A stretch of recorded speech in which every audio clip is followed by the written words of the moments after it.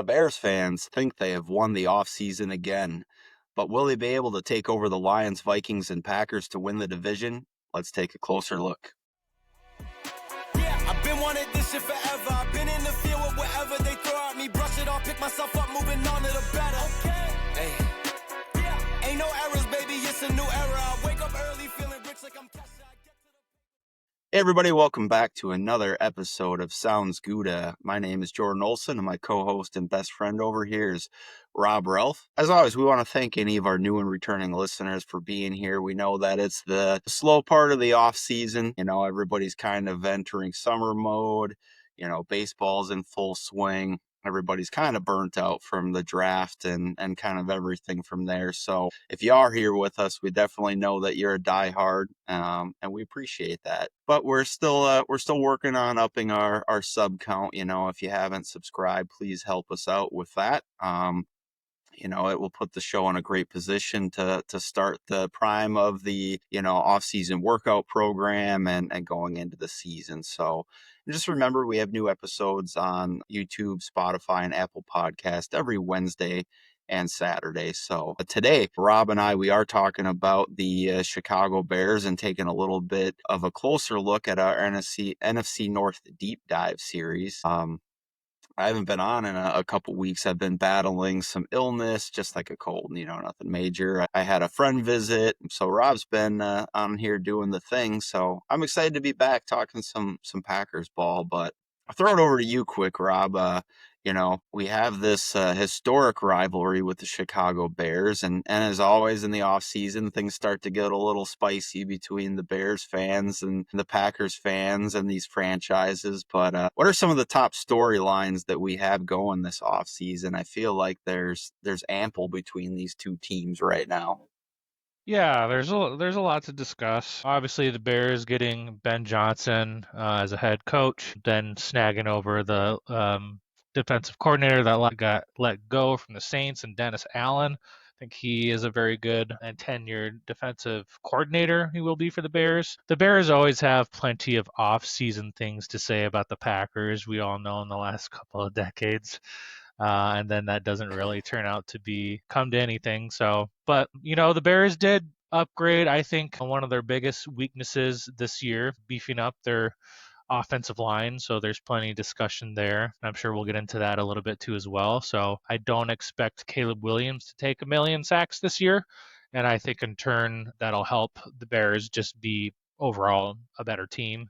We'll have to see about their defense. Not quite too sure there. They do have some decent players on the defense too, and they're pretty young and talented. So I believe Vegas has them as a 8.5, right, Jordan? Over under for win total this year. It's kind of intriguing for me to take an over on that, and that's me even hating the Bears. So I do think that the Bears are going to have a better year this year. I'd be shocked if they didn't. So. Mm-hmm. Yeah, I mean they play in the same gauntlet that the Packers do, though, for their core of their schedule. So you know we'll give some record predictions later on, but you know 9 wins is going to be tough to come by for any of these NFC North teams if they even battle one significant injury. Right, you lose a Caleb Williams, a Jordan Love, you know your top receiving threat. I mean, it's going to be a tough sled for any of these teams. If you had to, and you had to make a choice, you put $1,000, right? You gave it to you for free. You had to put on the over or the under. I assume that you'd take the under, the Bears. That's hard. That one's really hard, you know?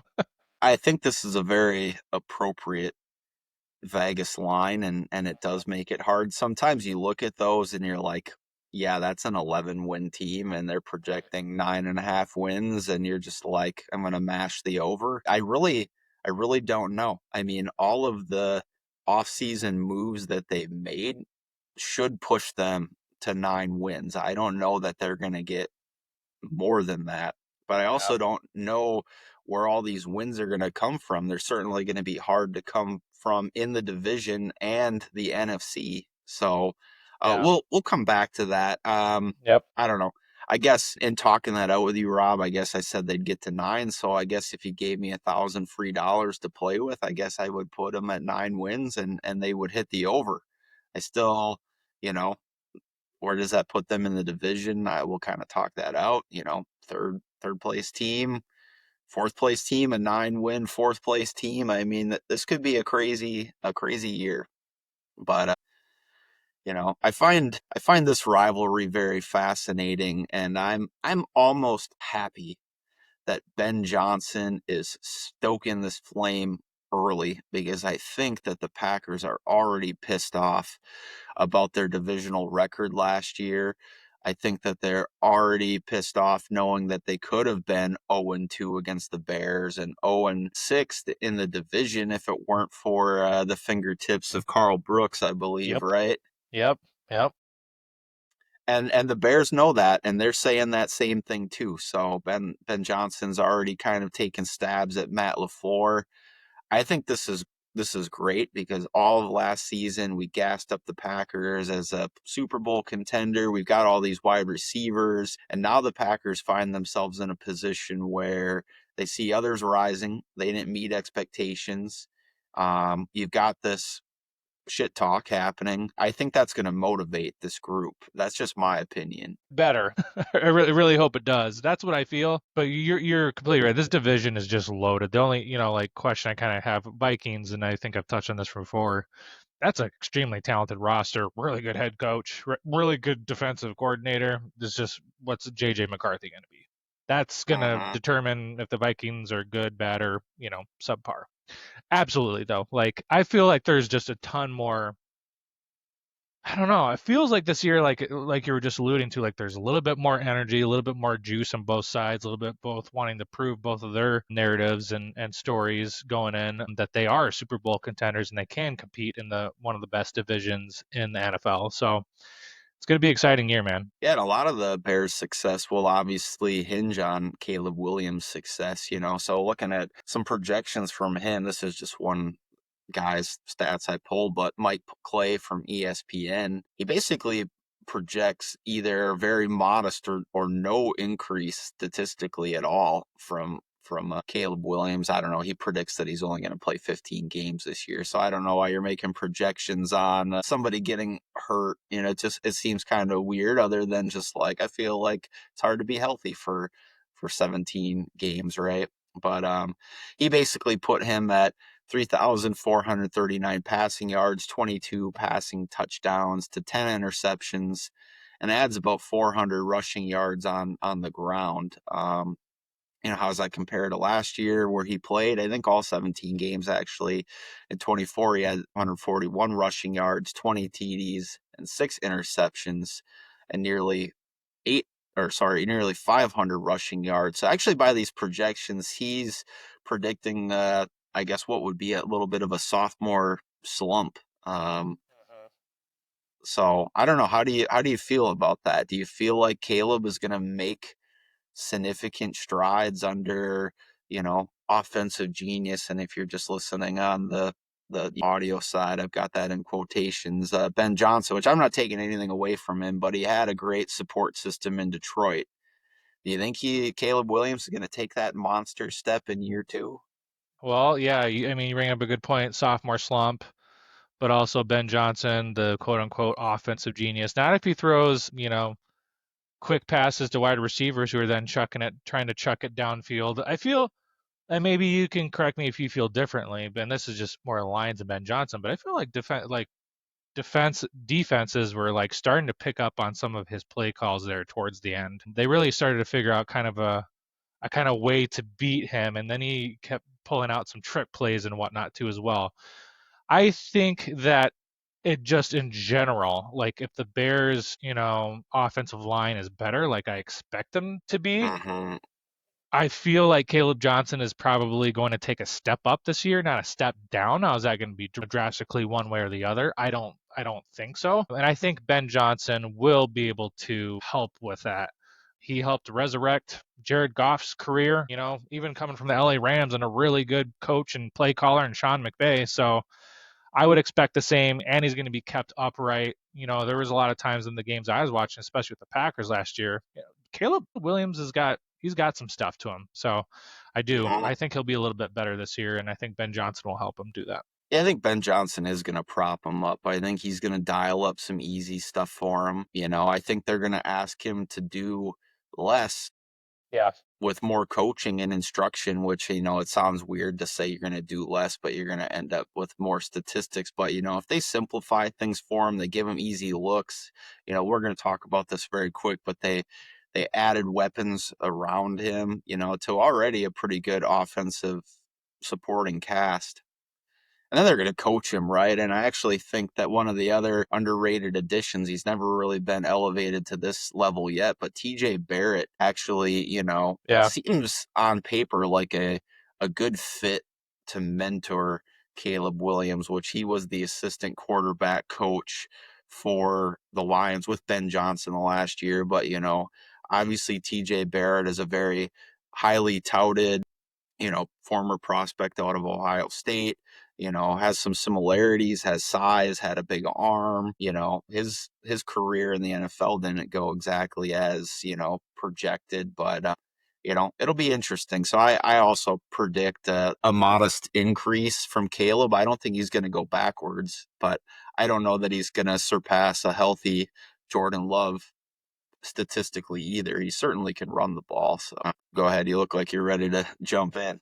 Yeah, no, I mean, it'll be interesting to see for sure. But let's jump into some of this then.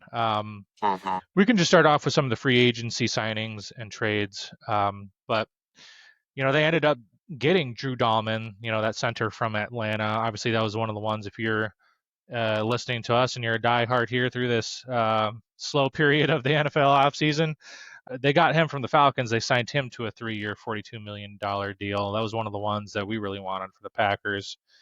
Ended up getting Grady Jarrett, defensive tackle, signed him to a 3-year, $43.5 million deal. And then another one that was like maybe a tier B or a tier 2 or tier 3, pass value signing for the Packers. Dayo Odeyingbo, sorry if I butchered that, but signed to a 3-year, $48 million deal, $32 million guaranteed from him. They got him from the Colts. I remember that was also another one we were eyeing up for the Packers. So quick thoughts on some of the free agency signings. Do you feel like that makes them better? Yeah, I never was super sold on Dayo. I think that was a fan favorite, and I think there was a little bit of smoke there from the front office, right? So I don't know how interested the Packers were in him, but he's certainly he's got that. I mean, the thing we were talking about at the time was he's got that Preston Smith upside, somebody who is starting to enter the prime of their career, maybe hasn't been overly utilized on the, in their best way on the team they're on. So I guess I hope that's not the trajectory for Dayo, because then he'll probably be a pretty solid player through that contract. But, Grady Jarrett signing a 3-year deal for $43 million, that's a great value for the defensive tackle player you're getting there. He's been a great player with the Falcons, and, that definitely strengthens the interior of the Bears defensive front, which was a big need of theirs. And then Drew Dahlman, we have talked about him extensively. Go back and listen to some of our pods, but he's arguably one of the best free agent offensive linemen in this year's class. And, then to jump into the trades, they got Dahlman, and then through 2 other moves, 2 trades, they acquired Jonah Jackson from the Rams in exchange for a 2025 6th-round pick. And then they got Joe Toney from the Chiefs for a 2026 4th-round pick, and the Bears pick swapped for a 4th-round pick there too. So they didn't give up a whole lot to get Joe Toney. So they added 2 really solid to above average veteran guards to this group, added one of the top, 5, 6, centers to this group. And then we'll talk about the draft, but they added some offensive linemen there. So really made some solid moves to make forward progress with their offensive line. I've talked about it before. My coworker, Bird, he's a big Bears fan, and he's been frustrated with the Bears for years of always just kind of signing guys to 3rd contracts and he was a great player for the last 8 years. And, they kind of went after some guys in the heart of their prime. I know Joe Toney doesn't necessarily meet that mold, but they were very active in upgrading this unit. So we'll see how that plays out. But how do you feel about their draft? I know that there are a variety of opinions about the Bears draft, particularly their first round pick. But who do you like? Who do you think is a good fit for them? Yeah. Well, Luther Burden, I think with their second, with their round 2 pick, I think he's, I didn't really personally like Luther Burden, coming out of, I think we both didn't, but I think they got a decent value there at pick 39. I think a lot of people were surprised with their first round pick getting Colston Loveland out of Michigan. Some would have nabbed the other Penn State tight end that's escaping my brain right now as probably as the better tight end, but Tyler Warren. thank you, Tyler Warren. They didn't even address. They got offensive tackle here in the third round with Ozzie Trapilo out of Boston College. Did like their round 2 pick 62 and defensive tackle Shamar Turner out of Texas A&M. I did like Shamar Turner's tape. And then they, fourth round pick, they got the Ruben Hypolite on Maryland. And then round 5, cornerback Zoff Frazier out of UTSA. Round 6, guard Luke Newman out of Michigan State. And round 7, running back, who they're actually saying might move up the depth board, Kyle Maningai out of Rutgers. Mm-hmm. So I like the round 7 pick. I think Colston Loveland's probably going to end up being a decent tight end for them, and then Luther Burden I think is going to get a lot of reps his rookie season as well. Well, and Keenan Allen is no longer a member of the Bears. My initial thought on draft day, because I didn't know that Keenan Allen and the Bears had decided to part ways. Well, I think maybe his contract was just up, right? And they're not re-signing him. But yeah, I was like, wow, they've got Keenan Allen. They've just drafted Luther Burden. They've got Rome Odunze. They've got DJ Moore. I'm like, that's a hell of a wide receiver room. But even so, without Keenan Allen, which, his best years are behind him, right? That's still a pretty nice and young wide receiver room. I like or agree with your assessment too. I wasn't sure on his fit as a Packer because I think that he is awfully redundant with Jaden Reed. And I know we can have that discussion about Matthew Golden, but, Luther Burden is kind of a do-it-all hands guy. And I really hope that they didn't luck into a really good wide receiver in the middle of the second round there. I'll just say, I like the guy. I was just going to say, I'll say real quick, thank you, Las Vegas Raiders, for taking Ashton Genty, number 6 overall, because that would have been absolutely the way they would have gone if he would have dropped to 10. So go ahead. Yeah, we'll see how that pick plays out too. There's been a lot of discussion about bell cow backs and draft capital and contracts and stuff, but all roads point to Genty being pretty good. A couple of my other thoughts about the draft. Yeah, we'll see what happens with Colston Loveland. Did like Ozzie Trapillo and Shamar Turner. I think that in the second round, they ended up with 3 second-round picks. They got 2 players that are really going to beef up those parts of their team that, again, we already acknowledged were kind of strengths going in or deficiencies going into the offseason. I think Trapillo's got really high-end upside starting potential at tackle, if not in year 1, definitely by year 2, but he's going to get to compete for that job. And we liked Shamar Turner, too, as a kind of a defensive tackle, run stopper, do-it-all guy in the second or third round. I think one of the most underrated guys, again, and this helps with that rebuild, is I really liked Luke Newman as well, a guard prospect from Michigan State. And while he might not develop in year 1 and take a starting role, like Joe Toney is probably only going to be on the roster for 1 year unless they sign him to an extension. That's a great developmental move to try to have a guard ready in the waiting for 2026. We'll see, but he's got good movement skills, and he was somebody I had my eyes on for the Packers late. But overall, the Bears don't turn over the roster too much. They lost to Marcus Walker, Gerald Everett, Keenan Allen. I'm sure there's a few other low-key guys, but they're going to bring a lot of this roster back with the additions that we've obviously talked about here today. So let's talk about their schedule for a minute and make some predictions, and then we'll get you get you out of here. So what are your initial observations about their schedule, Rob, before we get into some predictions? Well, yeah, I mean it's gonna be tough, right? So the whole NFC North, going to be playing the Ravens, Bengals. They have the Giants too as well. The Eagles, right? The NFC East, and Mm-hmm. then the AFC North, right? I believe that's what it is. Mm-hmm. With the Steelers and all of them, and the Browns too as well. Well, the Browns are gonna. Well, we'll see. I think the Browns are gonna stink, but yeah, like 8.5 is probably pretty on par, and I'd probably put a little bit of money just slightly on that over, but it really is going to be a hell of a gauntlet for the NFC North teams to be able to come in here and play. So Ben Johnson's really coming into a very difficult but prove it year here for the Bears. Yeah, like you said, they play a lot of the same tough teams that we play. I'm got my eyes on the Week 6 rematch against the Commanders that they have on Monday Night Football. You know, Bears fans are going to want revenge from that collapse last year, and I'm sure the players on that roster do as well, because that was the argument that was the turning point for their entire season, maybe for both of those franchises at that point in time, sending one on a path that leads them to the NFC Championship game and building a lot of confidence, and sending the other in a total tailspin. So they have back to back. It looks like those are those home games. Let's see. I'm Away trying to week 8, week away 9, games. the Ravens and Yeah, Bengals. that's Yeah.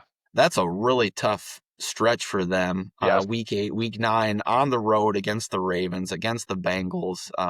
That's going to be a pivotal point in their season. And then they also have to face the Eagles and the Packers on the road in back to back weeks in week 13 and 14. So Yeah. Yeah. we've litigated this too. I really hate it, but the Packers and the Bears play in week 14 and week 16. And that's going to be weird with only 1 week off between. It's going to be a huge chess match between Ben Johnson and Matt LaFleur, basically just seeing that team. We don't have very much different tape to look at. So what are we going to bring back to this game that's different? How's that going to impact what they're going to throw out in game 1 that they play, because they're going to have to save some stuff for the second time they play.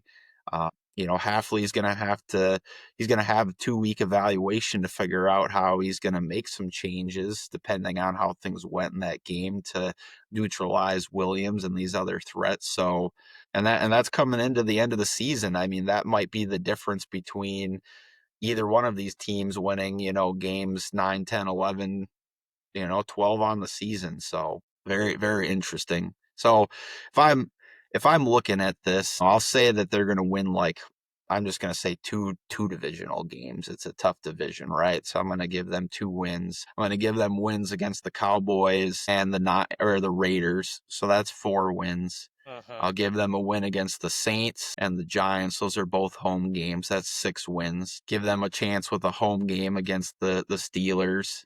So that's 7 wins.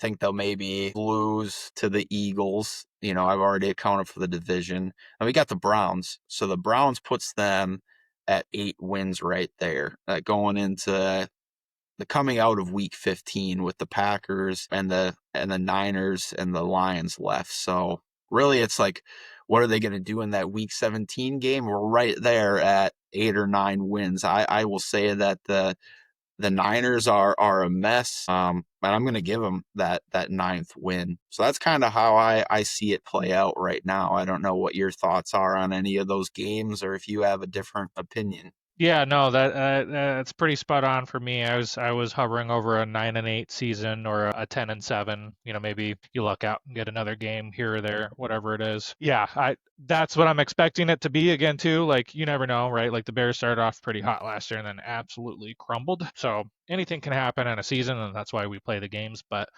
I'm in line with your thinking there for predictions. Great. Well, That's what we got about the Chicago Bears, right? And I don't know if it'll be the next episode, but it'll be in the near future. Obviously, Rob did a great job recapping the Lions. We did the Bears here today. And we'll spend some time talking about the Minnesota Vikings in upcoming episodes. So. Yeah, thank you, Packers fans, for coming in and taking a listen to us on the NFC North Deep Dive series. Just know that we do have new content every Wednesday and Saturday on YouTube, Spotify, and Apple Podcasts. Please make sure to give us a like, sub, and follow us on those platforms. We are also on the socials as well. That's on the banner. I'm at Sounds Gouda with 3 A's, and Jordan is at Olson Jord. But we appreciate it. Let us know what you think, all you Bears fans, where we were right or where we were wrong. And as always, we hope that you have a good morning, good afternoon, and a good night. Take care. Go Pack Go. Been wanted this shit forever. I've been in the field with whatever they throw at me. Brush it off, pick myself up, moving on to the better.